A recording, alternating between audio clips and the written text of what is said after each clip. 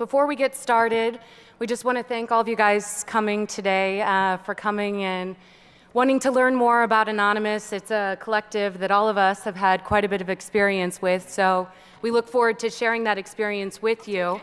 Our panel today is entitled Anonymous and the Online Fight for Justice. For those of you that aren't too familiar with Anonymous, we found this amazing 4-minute quick video to kind of fill you in on Anon 101 that I want to play for you. But I also want to remind you too that this panel is slated for 2 hours. So just so you know, we're going to start off having the speakers give a little presentation to tell about their experience with the collective, and then we're going to go into some Q&A, and we're going to have a lot of audience involvement and really allow you guys to participate and ask these amazing, dynamic panelists a lot of questions. So before we get to that, here is a video we want to share with you to give you a little Anon 101 to get everyone in the audience up to speed. A bunch of basement-dwelling social outcast hackers by the media. It started out as a sort of joke on 4chan, then became a trolling group with an occasional activist attitude. Some of the trollish behavior of Anon included sending unpaid pizzas to houses, DDoSing websites, posting humiliating information, and prank calls. In 2008, a private video of Tom Cruise praising Scientology made it online and was subsequently taken down by the church. This attempt of the Church of Scientology to hide the video irritated Anon, and they began a massive trolling operation against the organization. Those that had been fighting against the Church of Scientology years before came to Anon and asked them to move away from their illegal and childish trolling and move towards legitimate protesting outside the Scientology headquarters. This idea appealed to the majority of Anon, and they moved toward a legal form of protesting. Like all of the anonymous activities, they eventually got tired of this and went back to their trolling with the occasional legitimate cause. Anon got its big break around the time the governments were starting to come against WikiLeaks, which was also around the time of the Iranian uprisings. The increase in potential political causes started to move Anonymous toward more activist actions. Anyone can be a member of Anonymous. There aren't any rules or guidelines. While there are actual hackers that are members, they make up a very small portion of Anonymous. Most members are your normal, everyday people with a computer. Your grandmother, lawyer, or teacher could be a member of Anon. The Guy Fawkes mask that Anon is associated with comes from the comic book and subsequent movie adaptation, V for Vendetta, which is about an anarchist vigilante in futuristic Britain. Guy Fawkes is an actual historical figure. He attempted to blow up Parliament in 1604 in order to destabilize the British government and instate Catholic domination, which was significantly more restrictive than the government at the time. Anyway, he failed, but people still like to wear his mask. Oddly enough, the mask design is owned by Time Warner, so a percentage of the sale of each mask goes to them. Anonymous organizes its raids and communicates through 4chan and other image boards, wikis, forums, and IRC networks. While Anonymous claims to not have any leaders, it does have a form of organization and logistics that shapes it as a group. Most Anon operations are formed in the following fashion. 1 or 2 people think some fact or event is unjust and something should be done about it. They will talk to other Anon members and suggest ideas. Whether an operation will actually be launched or not mostly depends on how many Anons support the idea. No one can approve or reject an idea in Anon. If enough people like the idea, they will support it. If not, it will be ignored and dropped. There isn't a specific number of people required for an operation. Operation HB Gary was tackled by about half a dozen people, whereas something like Operation Tunisia involves several hundred people. Anonymous has various methods of annoying its victims: distributed denial of service attacks, prank calls, spam emails, ordering numerous pizza deliveries to households, straight-up hacking, and more. A distributed denial of service attack is when a site is visited so many times in a certain period that it can't handle all the traffic and shuts down. Anon members run a program that syncs hundreds or thousands of computers to thwart a single website at once. In the case of Anon taking down the MasterCard servers, they used over 2,000 computers to DDoS the site. A DDoS attack is devastating to a company. When PayPal was brought down, millions of transactions couldn't go through, resulting in massive fees that would have to be sorted out in court. Anon has gone against the Egyptian and Iranian government, Amazon, the Motion Picture Association of America, Recording Industry Association of America, and more. Recently, they announced a plan to bring down Facebook and proclaimed that they were coming down on those distributing child pornography. Although Anon values its privacy, they have exposed quite a bit of private data owned by companies and organizations. They leaked private data owned by HB Gary after their owners threatened to expose Anon members, and they gave out private information of officers involved in the Occupy Wall Street arrests. Members hide their identity by faking or masking their IP address, or using a zombie computer. A zombie computer is one that has been compromised through viruses, trojans, or other malware. The virus, trojan, or malware will then make the computer send out information to target websites. The entire time, the owner of the zombie computer has no clue as to the activities his machine is partaking in. Afterwards, all the logs would be deleted, removing any traces of their actions. A single infected computer will then be used to infect another, and so on. While Anon still reflects its trollish 4chan origins, it has managed to move towards fighting for moral causes. Anonymous's actions are highly illegal, but the organization is often viewed favorably by advocates of free speech and internet neutrality. One thing is for sure, law enforcement will have to adapt if it ever wants to keep up with leaderless online groups like these. All right, we want to thank Jeremiah Warren for that awesome 4-minute, real quick description on a complicated topic. And you guys have to forgive me, I'm working on a Mac here, and it's been very hard to deal with. All right, so first of all, my name's Amber Lyon, and I'm an investigative journalist. I've reported quite extensively on Anonymous. And today we have these wonderful panelists. First of all, we have Gabriella Coleman. She is a professor of anthropology. We also have Grania O'Neill sitting next to her, Mercedes Hafer, Jay Liederman, and Marcia Hoffman. And if you notice, we have 3 lawyers on this panel and quite a few females. So yeah, we're really representing here.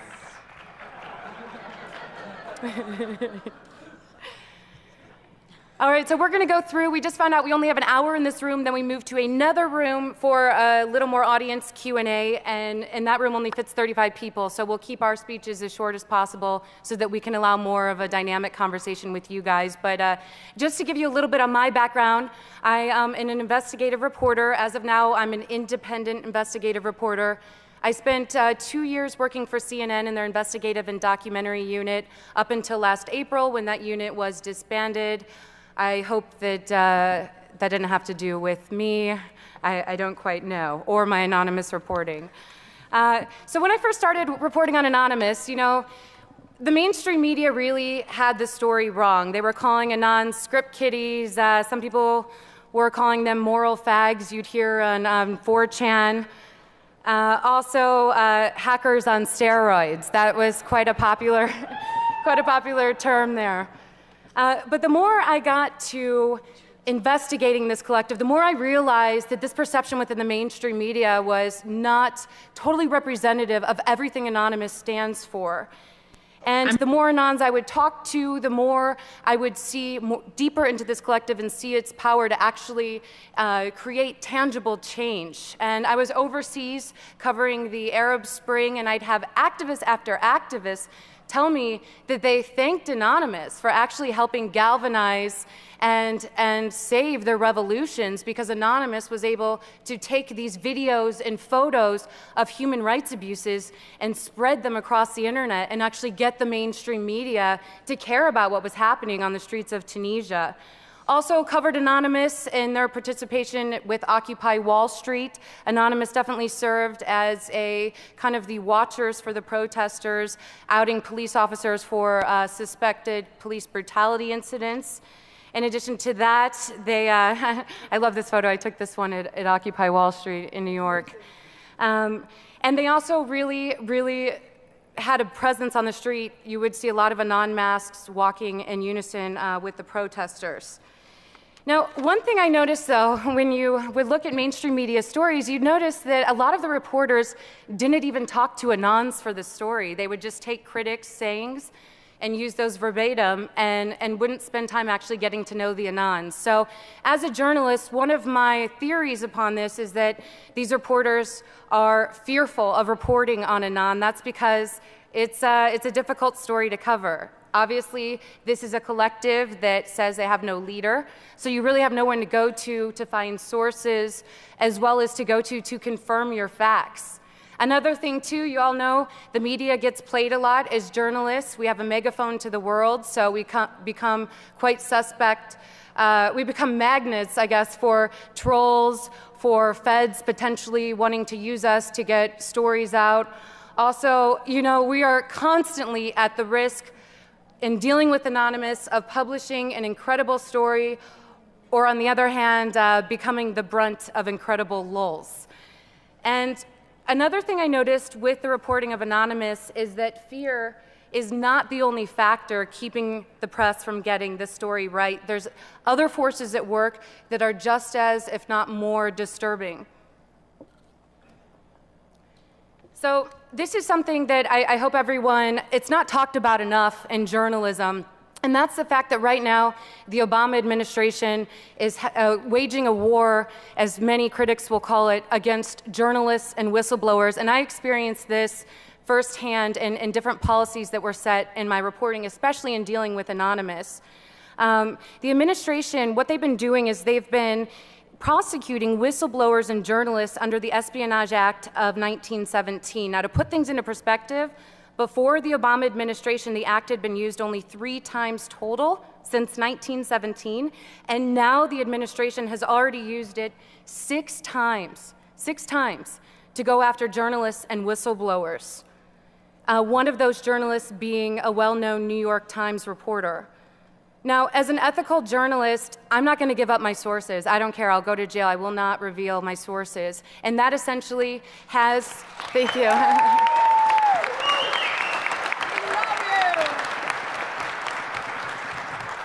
Okay, so you guys all are clapping, but do you know, to this administration, that makes me a criminal? And I know we have...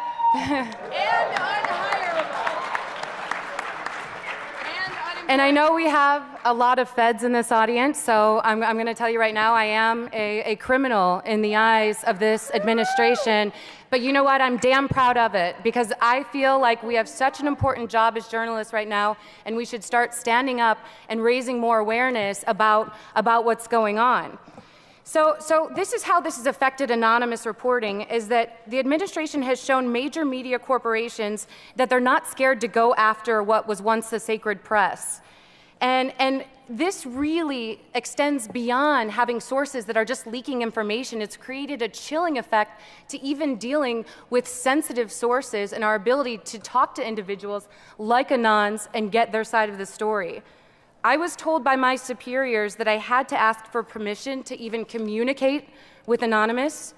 At that point, my bosses would conduct what they considered to be a risk assessment of that particular source. So whether I was allowed to interview that source became more of a business decision than an evaluation of societal good or journalistic responsibility. In other words, when you're dealing with sensitive sources who could potentially be wanted by the government, that makes a story a lot more expensive when you're evaluating the potential costs, because I said I would not give up my sources.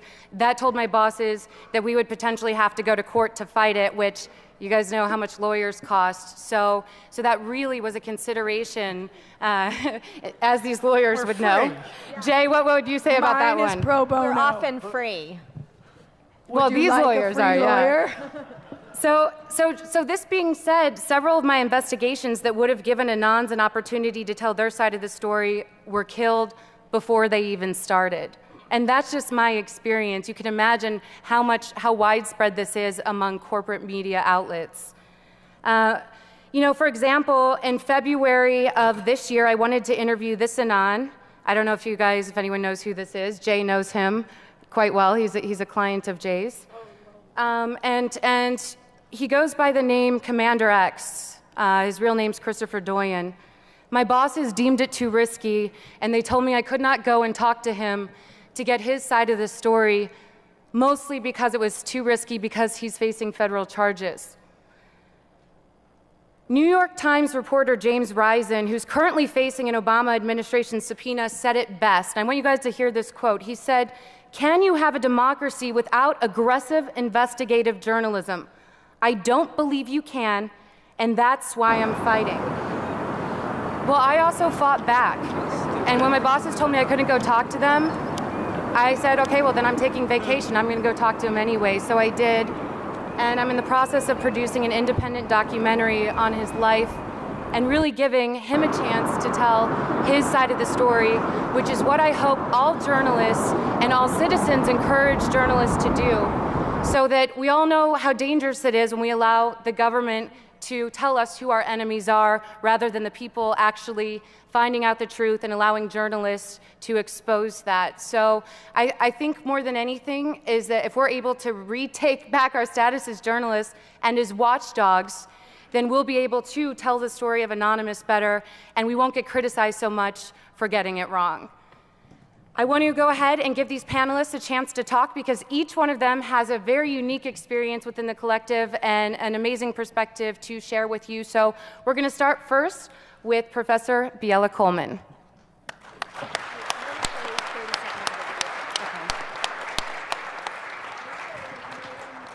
So hello everyone, I've been studying Anonymous for better or for worse for about 3 years now, and I'm going to start with one of my favorite old school Anonymous videos. Love it. Let's just open this up.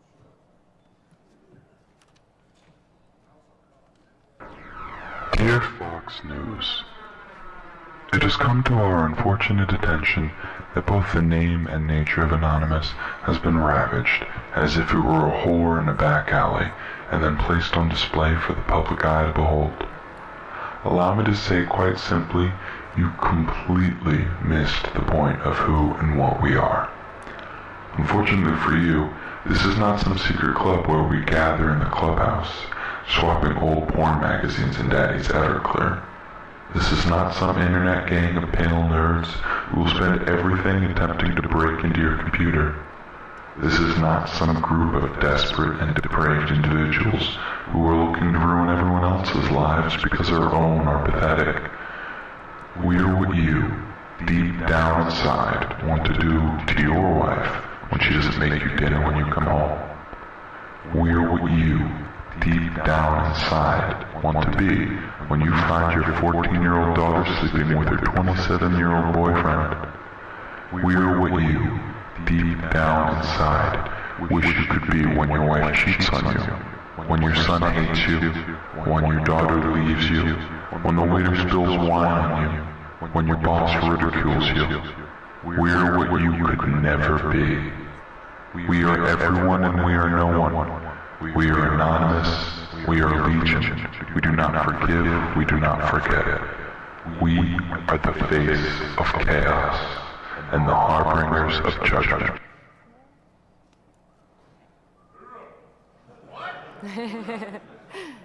Derp, what is the internet? So I just like that video because that was a response to Fox News' story when they described them as, hackers on steroids. And they're like, we're the harbingers of judgment, the face of chaos. So you can really imagine the surprise when 6 months after this video is released, Anonymous doesn't simply become a trolling machine, but becomes irreverent activism as well. And this is when I decided to jump in. And as the video we saw originally that opened this panel talked about, Scientology was the first kind of political campaign, right? And although they moved away from trolling, they still sort of retained some of the lulzy, irreverent, transgressive tactics of trolling into their activism.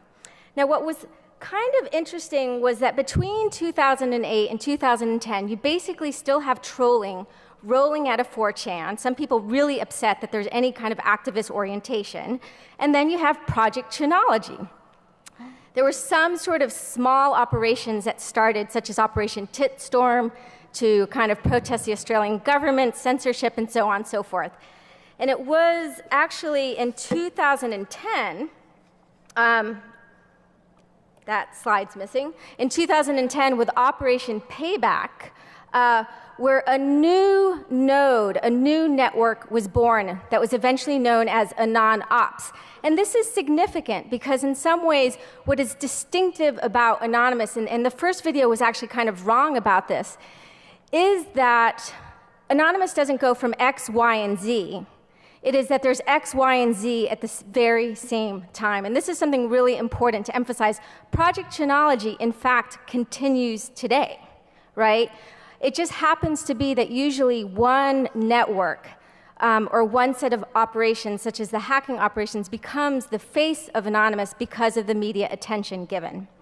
So that's one point I really want to hammer down. It is a kind of multiplicity. It's not amorphousness. Okay. In the most general terms, I guess you can say that the lesson to heed from Anonymous is that the internet will judge the actions of individuals, corporations, and governments. It will often do it at the drop of a hat, unpredictably. And so this is a sort of general way to understand the political operations. But now I just want to sort of emphasize some particular points about the political networks. Again, I want to say it is not an amorphous blob. It's a multiplicity that is highly dynamic, and that's one of the reasons why it's so difficult to study. There's regional networks, there's international networks. A network will come and go. And this is one of the reasons why it's difficult to pin down, but it's not quite as amorphous as the media often portrays it to be. They take on many different causes, from environmental causes to Occupy, but the largest kind of operations often have to do with internet censorship. Those are when you get like the real numbers. Another sort of point that I want to emphasize is that the iconography and the ethics are often the same across these different nodes or networks. So the Guy Fawkes mask, the headless suit are quite similar. There's innovation, of course. Another really shared principle has to do with an anti-celebrity ethic within Anonymous. And I'll go back to this, but this is kind of core across the different activist networks.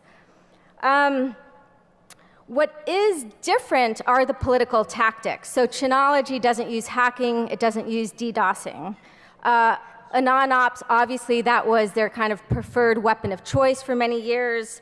VoxAnon, which is a recent network, actually came up with a constitution to delimit the technical power of elites. So the political tactics and the political cultures of these different networks are distinct. But perhaps something else which unites them has to do with the fact that they put on a really good show. Their art is spectacle, whether it's through propaganda, PR, hacking, lot of great videos and iconography. This is something, again, that's often shared by the different political networks. And this is important because what this means is that Anonymous, like that initial video showed, is not simply just hackers, that's a small fraction. It actually allows a whole lot of people with different sorts of skills to kind of jump on board and participate. All it takes to become anonymous is to sort of self-identify. And obviously certain skills, whether they're technical skills or kind of digital skills with design and art, are quite handy. But obviously, LulzSec and AntiSec, two hacker groups who are really the same but rebranded in different ways, were quite important in the history of Anonymous. And I just want to finish with one point about them. So LulzSec, in some ways, is quite interesting because individuals involved were quite involved in AnonOps, but they were a kind of secret wing. They knew that it was good to kind of do their work under the radar. They didn't want to get the attention of the media, and also they knew that it was best not to call attention to themselves as individuals. Emboldened by the HB Gary hack, LulzSec broke away and went on its 50-day kind of crazy hack for the lulz.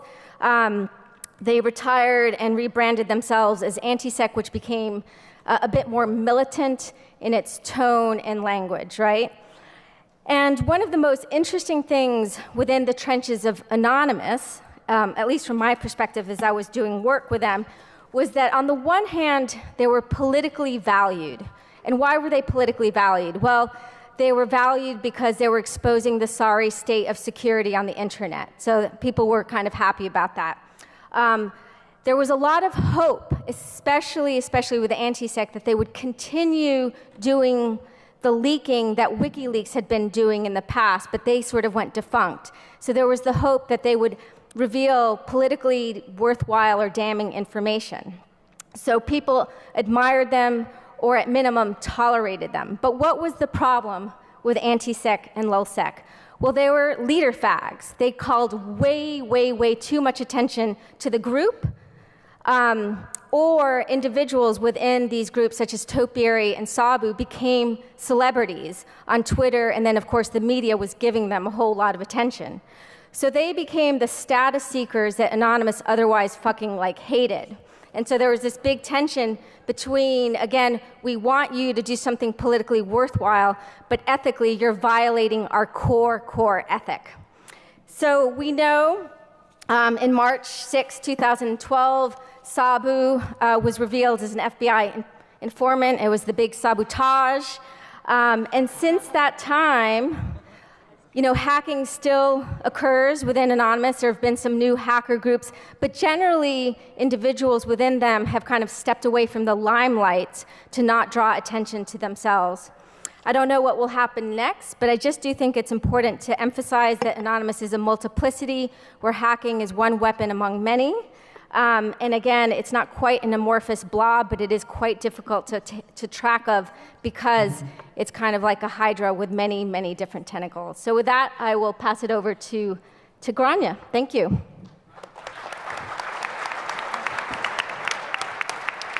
We are running very low on time, so I'm going to be really, really quick. But my name is Grania O'Neill, and I'm a defense attorney, and I'm a member of the National Lawyers Guild, which is a membership organization of radical and progressive lawyers throughout the country, and we have international affiliates. And when, in December, I was listening to the very exciting Operation Payback in a snowy apartment, I thought, wow, this is so awesome. And then midway through, I thought, shit, these kids are really going to need lawyers. And so the National Lawyers Guild, we got together and we decided to create a non-LG. And what we hope to do and what we continue to hope to do is to provide people with legal assistance at the moment when they're either followed or searched or approached or arrested. And so that you can call our hotline or approach us via Twitter or on our email and say, like, hey, we need a lawyer, I'm in Alaska. And we can kind of go through our NLG Rolodex and find radical lawyers in Alaska. So that's our goal, and kind of to bring in like how I'm thinking about Anonymous. I'm not an Anonymous expert like Gabriella, but how I think of it is as part of kind of a continuing thread of liberation movements. And people, you know, will say, no, but how can that be? They're unique and on the internet and lulzy. And if you look back through any movement, at the time, it was never as clearly defined as we define it today. So at the time, all movements start out rough, and then with hindsight, when they've achieved some of their goals, we can look back and say, oh, that movement was the civil rights movement, or that movement was the free speech movement. And so Anonymous is evolving and will continue to evolve, but it's important to not be overly critical, I think, of it, and to distance it from other liberation movements. So I wanted to say that, like Biella said, Anonymous is dichotomous, like it's good and bad all mixed together, and we often think about how can they be so good and how can they be so bad at once. And you know, the thing is that's the truth for all people. All people are good and bad at the same time, and that's dialectical, that's Freudian. You know, we learned this 100 years ago. It's not unique to Anonymous. But the law totally disagrees with my analysis here. Their mandate is keeping the status quo. And so what they do is they repress groups to try to change the status quo. And that's what we're seeing with what the National Lawyers Guild calls the nerd scare. So I guess one of the things I hope to talk about tonight a little bit, I know we have like 10 more minutes, but is kind of comparing Anonymous and its movement to different other groups and how they were repressed, and how some of the things that we saw with Sabu we could have seen if we were looking to other movements and saw their infiltrators and informants. Okay, thanks. Next up is Mercedes.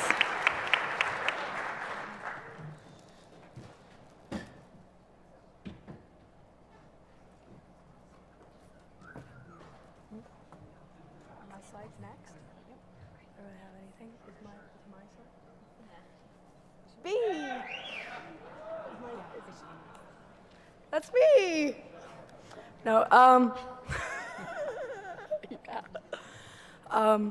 So my section is sort of over.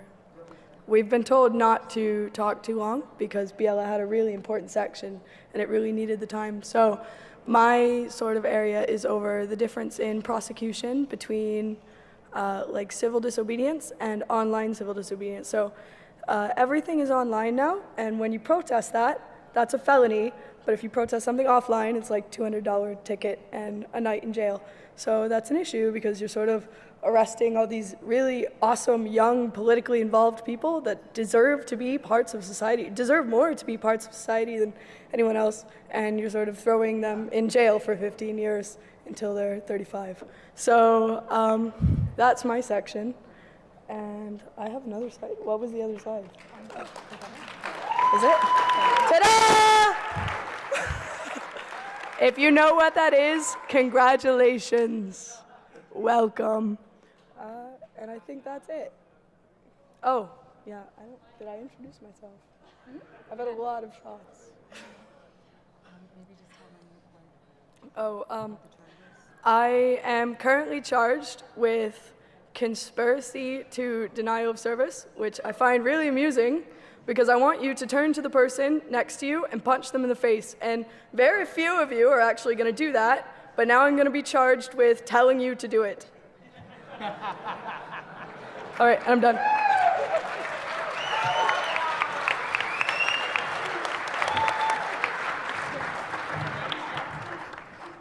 How do you follow that? You don't. All right, Tell them to show tits. No. Come on! This is a majority I bet women the most panel. awesome, mostly female panel ever in the history of DEFCON. We had to have one man on it, or they wouldn't let us have it. So complain to DEFCON at the lack of tits. All right, so I'm happy to be the lack of tits here. My name is Jay Liederman, and I am a trial attorney. I practically live in court, and I do all manner of cases. And when I saw what was kind of going on politically, when I started following the news accounts, started getting on Twitter, I said exactly the same thing that Grania said. I said, holy shit, someone's going to need a lawyer here, and someone's not going to be able to pay for it. So I took out my Twitter account and I tweeted at my 17 followers and I told them, hey, look, any hacktivist busted in my hood, righteous hacktivist busted in my hood, I will represent. So thankfully, one of my 17 followers was able to say, look, that's not how you do it. You know, rewrote the tweets for me, sent it back, and I sent them out. And actually, they seemed to make the rounds. And I had a whole lot of replies and a whole lot of emails, including one the next morning from that gentleman, Commander X. He was subsequently indicted for, of all things, a very small DDoS on the county of Santa Cruz in retaliation supposedly for protests over homelessness there, bad homeless laws. But that was sort of my entree into a larger world of kind of talking to Anons. I don't go into the IRC, but I am reasonably active on Twitter. I have slightly more than 17 followers now. You know, I sort of got adopted by a number of Anons as their attorney. Now, I'm not quite sure in my mind that I'm their attorney, but I'm sure they're sure in their mind that I'm their attorney. I don't recall anyone having ever paid me, but that's all right. We do this because it's interesting to us, because political, and because we think it's important. A number of people have come up sort of on their own, and everyone thinks they're terribly clever when they do it, have called me the Tom Hagen of Anonymous. I am not. Please don't call me that. It's just not accurate. But I do tend to have a good deal of attorney-client-like relationships with Anons, and I'm not trying to excuse their behavior. I'm not trying to put a happy face on any type of criminal behavior, but I am making certain arguments, including one that I've made very loudly in the press, which is that under certain circumstances, and this may horrify a lot of the security people, under certain circumstances, DDoS is protected political speech and should be afforded First Amendment protections. In Germany, under certain conditions. So, as you heard from, or maybe you didn't hear from Amber, Commander X was nice enough to flee the jurisdiction during the middle of our prosecution. So I never did get a chance to flesh out that argument. If one of you guys wants to do a political DDoS attack, let me know, and we'll advance it. We can always use a good test case. Well, you don't mind. It's only, look, in real life protest, you know, trespassing, you know, in California where I'm from, $250 fine, probably maybe a couple hours community service. Online, 10 years, $250,000. You can handle that, can't you? $500,000 if it's conspiracy. Well, yeah, if they throw on the conspiracy, that's an extra 5 years and $500,000. I really do want this crowd to conceive of the notion that DDoS may be more than just an annoying little thing that ultimately serves nothing. It may be a valid form of protest. It may be, as we say, no different than the civil rights movement in the 60s, than African Americans taking up space at the Woolworth's lunch counter and saying, if you will serve me lunch, I will eat it, I will pay for it, and I will leave. But if you will not serve me lunch, I will stay here until you change your policies. And that's what we see, in some regards, DDoS being. Thanks.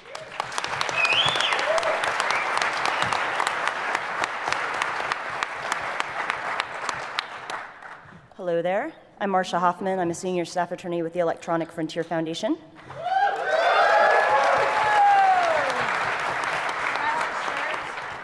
So my organization, as many, if not all of you know, supports digital civil liberties. And we are an activist organization, and we're also a public interest law firm. So we've been watching the anonymous movement with great interest because it touches upon a couple of areas that we're incredibly interested in. The first being, of course, online activism, and the second being the hacking laws, the computer intrusion laws.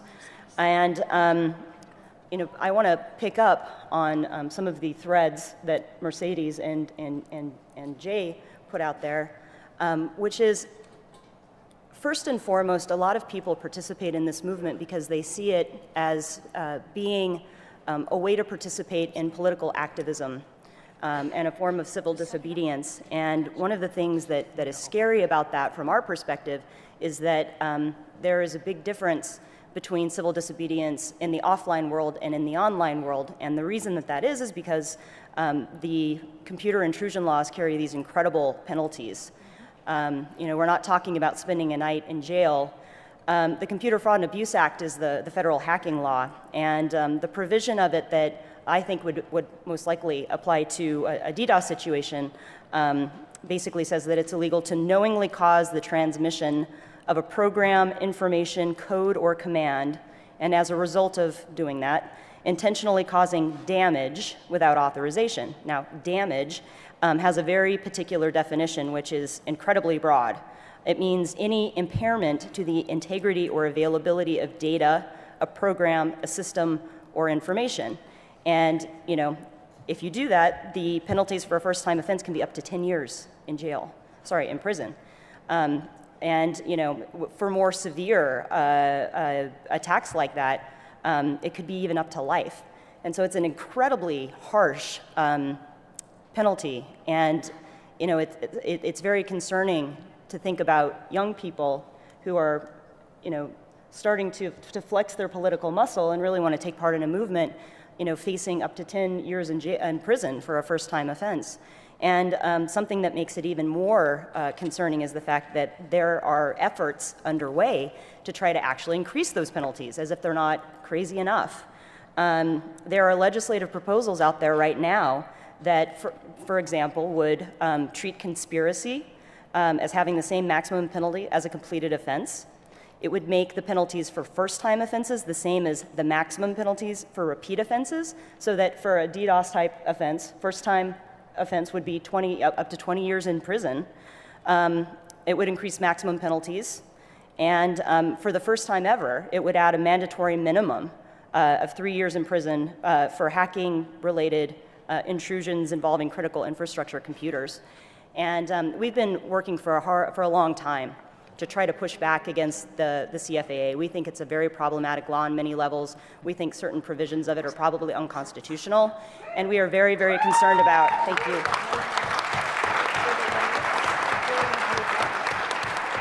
And we think that trying to actually enhance the penalties in this way is an incredibly counterproductive thing, and we'll be fighting back against that too.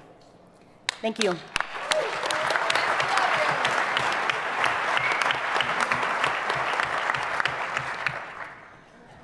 All right, so I'm sure a lot of you guys out there have some questions for these panelists. So rather than me asking them, I want to invite anyone from the audience to come up to one of these microphones, and we'll go ahead and try to.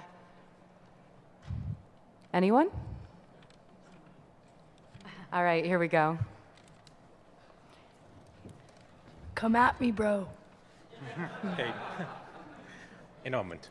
I'm from Mexico, and at the beginning of the year, we're having a big war on drugs at this point. At the beginning of the year, there was a big movement of Anonymous. They offered to throw away or show or publicly put outside in the internet all the information of the corrupt officials or people that were working with drug dealers. At that point, it was a big commotion. A lot of people in the government were hoping for that. Also, people on the drug side were waiting for that. The idea was, if they throw that away and they show that to the public, a lot of people would die the next night. Anonymous came back on it, then again went for it, and in the end, they did not public anything. So I would like to hear your thoughts, especially on the ethics side, about all this. Anyone? Oh, you got it. This is why we need wireless. Oh, wait, you have one.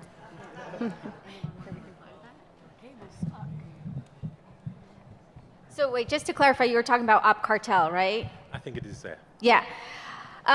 Without getting into too many specifics and a kind of long history about it, it's a good example because one of the things about Anonymous, for better or for worse, is that it's highly experimental, which is like people sort of get an idea on the fly and they're like, hey, let's go for it, you know, and they rear forward without having like a really good plan as to what they're doing and how they're doing it, right?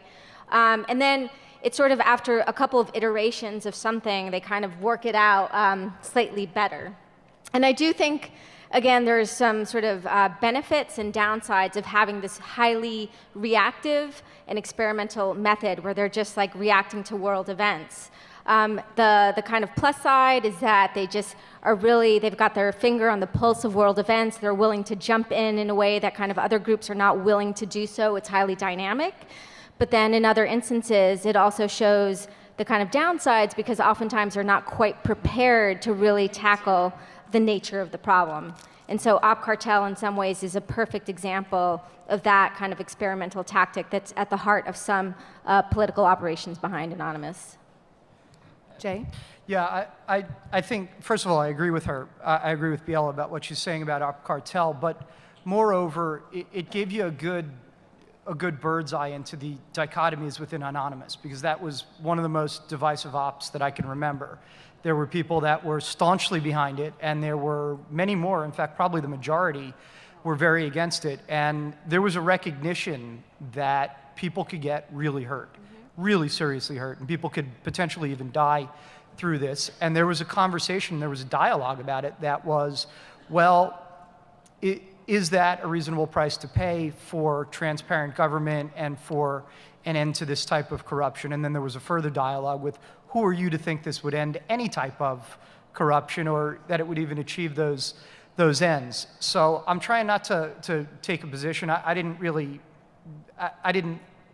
really get too into studying what was going on, but that was the essential framework of what was there. And ultimately, I think they made the right call in not releasing what they claimed to have.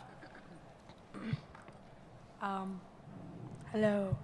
Hi, I would have to say, from an observer's point of view, that there's a lot of times where people will start an op with the intention of trying to do something, and then someone will jump the gun and make a flyer and say, we're gonna fucking do it. And then later on, everyone sort of realized that sometimes it's not always possible with the people that you have around or with the time that people have with real lives and girlfriends and jobs and things. I don't have any of those, so I don't know.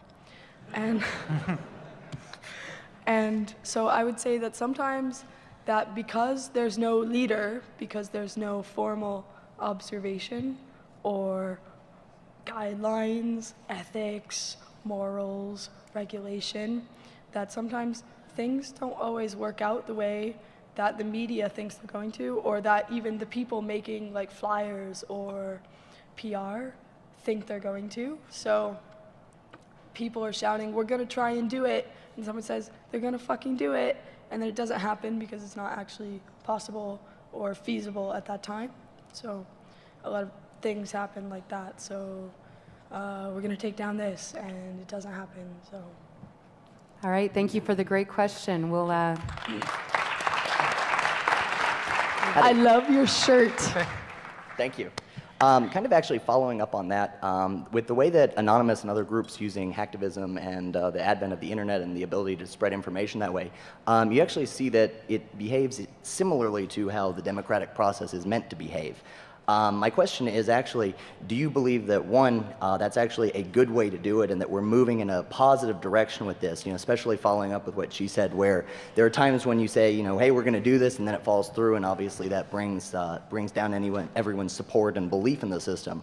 But with the ability for commoners to have more of a voice and be able to spread it across without as much censorship or the indirectness of the voting system, where you don't necessarily get to present your point, you just give the yes, no, I agree, or I don't agree. Do you think that we're actually moving in a positive direction, and this is the right way to start looking at, is there a good way to make some more structure around this where it's a little bit more controlled than just a bunch of people banging on their computers and hoping it works? Cloudy the future is. Difficult to see.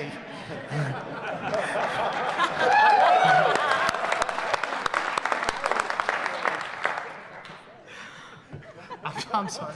That comment is actually really funny because I hung up a sign once at an Air Force base out in front of a warehouse that said, "These are not the drones you were looking for." Nice. But it wasn't vandalism because it was removable. Anyway, in response to your question, I think that there's a lot of things that go amiss in the democracy that we show in a lot of our governments, and that I think it's really nice and really beautiful to just have been able to observe this, not even an organization, but just like a subculture that views everyone as equal, or even like skill-based. Like if you can do a flyer, you're the flyer guy, and you're that guy. And like you're valued for that position. Or if you're the person that's really good at like getting the media involved, you're the media guy and you're valued as that person. Like you're valued, and everyone has a skill set and everyone is good at something. Every single one of you are good at something, if only socialing goons to let you into the conference. So you have a skill set, and to see a subculture arise that values everyone for what they're good at, when you see like in real life, where you're only as good as your money, or you're only as good as the job that you can do and get paid for, it's amazing to see something coming forward. And even if Anonymous dies, even if this goes away and no one ever reads about it, that idea still resonates, and you can see it joining the mainstream. You can see people starting to start things like this, and it's been amazing to watch it just ripple. So, you didn't hit me. Awesome.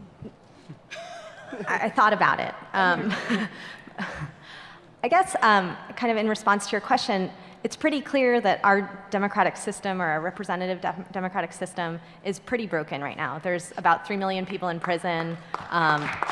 Most of them are people of color, and most of them are in prison for possession of drugs or something like that, things that aren't really crimes. There's not even a victim. And when we're talking about Mexico, that's a drug war that's created by the U.S. government and the Mexican government, and that so many people have been killed in that drug war. And and I think, I'm not the expert on this, but I saw this PBS kind of chart about who was voting for SOPA and who was voting against SOPA, and which campaign contributions, who they were getting their campaign contributions from. And it was really shocking. It was like people who got money from the media industry were voting for SOPA. People who got money from the tech industry were voting against it.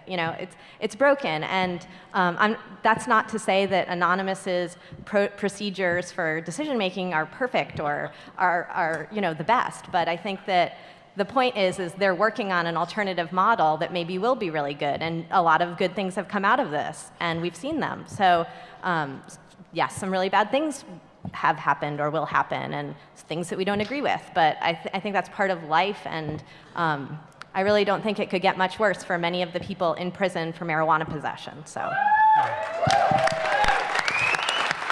I want to jump in for a second because someone, there's parts of Anonymous I really do admire, but I do think it's important not to either put them on a pedestal and be like, they are our democratic future. And in fact, there's many cabals in Anonymous. There's lots of problems. There's lots of poolings of power. There's lots of secrecy. It's a kind of really, really difficult entity to understand. This doesn't mean either that we need to demonize them. And then there's also some really, really good lessons that lie in Anonymous. And it's everything from the fact that they've tapped into this deep disenchantment with the status quo. It is a place that allows the many to participate, which is what Mercedes has pointed to. They perform the importance of anonymity at the moment when anonymity seems dead, right? So I think it's important to specify why they're politically valuable in such a way that then doesn't portray them as the thing that's going to solve all democratic problems or political problems. I hate to do this, but we have to, I've been given the notice that we're done for now. For in this room, although the panelists are going to be open for more questions in one of the smaller rooms to the side, but let's go ahead and give everyone a nice round of applause. Thank you guys so much. Here's Twitter handles. And in true Anonymous fashion, as you leave, we'll have please show tits. We want to play a little sax roll for you on the way out.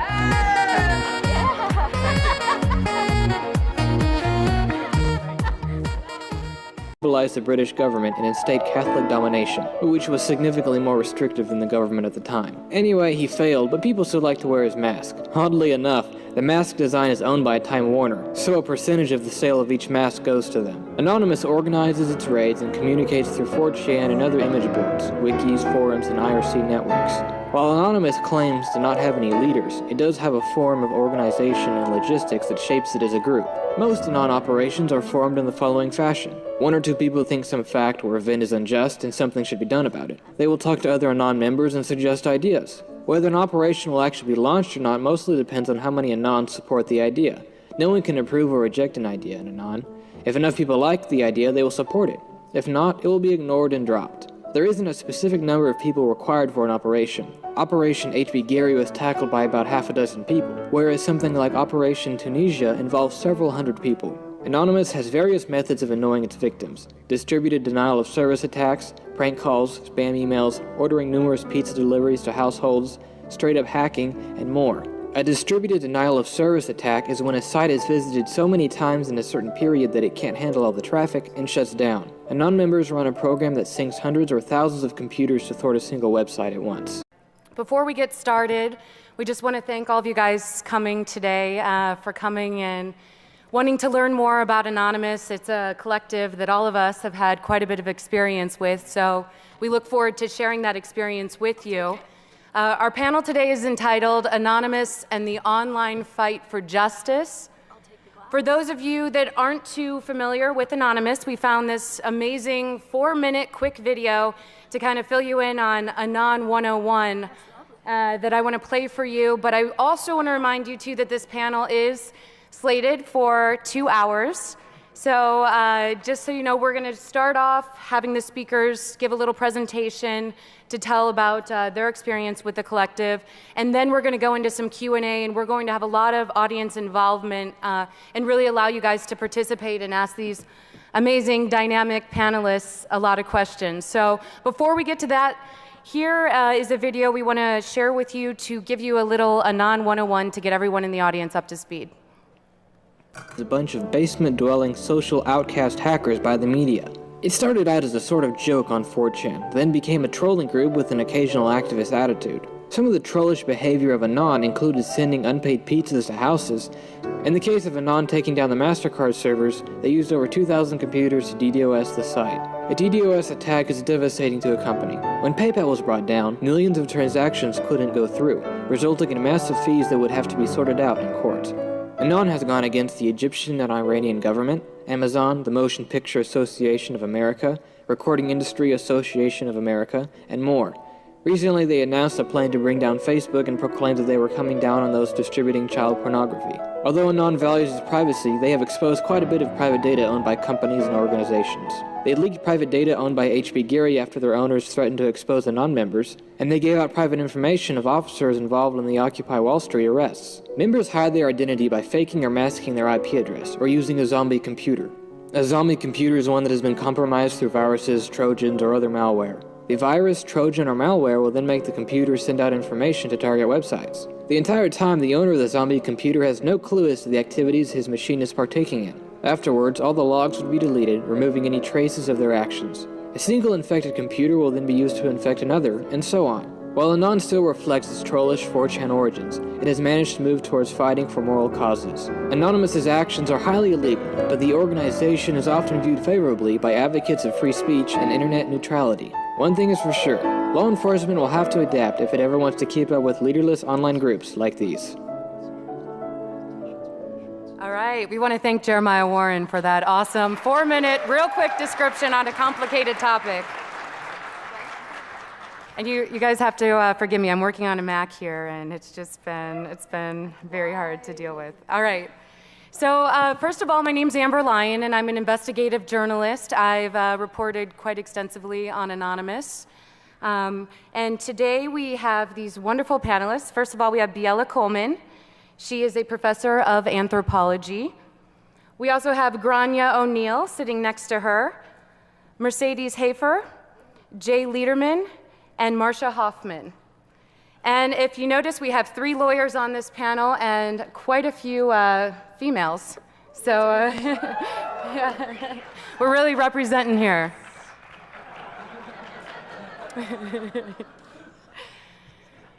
All right, so we're going to go through. We just found out we only have an hour in this room. Then we moved to another room for a little more audience Q&A, and that room only fits 35 people. So we'll keep our speeches as short as possible so that we can allow more of a dynamic conversation. DDoSing websites, posting humiliating information, and prank calls. In 2008, a private video of Tom Cruise praising Scientology made it online and was subsequently taken down by the church. This attempt of the Church of Scientology to hide the video irritated Anon, and they began a massive trolling operation against the organization. Those that had been fighting against the Church of Scientology years before came to Anon and asked them to move away from their illegal and childish trolling and move towards legitimate protesting outside the Scientology headquarters. This idea appealed to the majority of Anon, and they moved toward a legal form of protesting. Like all of the anonymous activities, they eventually got tired of this and went back to their trolling with the occasional legitimate cause. Anon got its big break around the time the governments were starting to come against WikiLeaks, which was also around the time of the Iranian uprisings. The increase in potential political causes started to move Anonymous toward more activist actions. Anyone can be a member of Anonymous. There aren't any rules or guidelines. While there are actual hackers that are members, they make up a very small portion of Anonymous. Most members are your normal, everyday people with a computer. Your grandmother, lawyer, or teacher could be a member of Anon. The Guy Fawkes mask that Anon is associated with comes from the comic book and subsequent movie adaptation, V for Vendetta, which is about an anarchist vigilante in futuristic Britain. Guy Fawkes is an actual historical figure. He attempted to blow up Parliament in 1604 in order to destabilize